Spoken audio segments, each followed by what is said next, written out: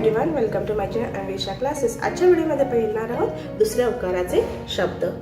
कूळ, खून, खूर, गुळ, गुड, घूस, चूक, चूल, तूप, तूर, दूध, दूर, धूप, धूर, धूळ, पूर, भूक, मूग, मूळ, रूप, रूळ, शूर, सून, सूळ, कडू, खडू, गडू, गणू, सदू, सखू, काजू, झाडू, कापूस, कापूर, चाबूक, माणूस, लाकूड, लसूण, भूषण, डमरू।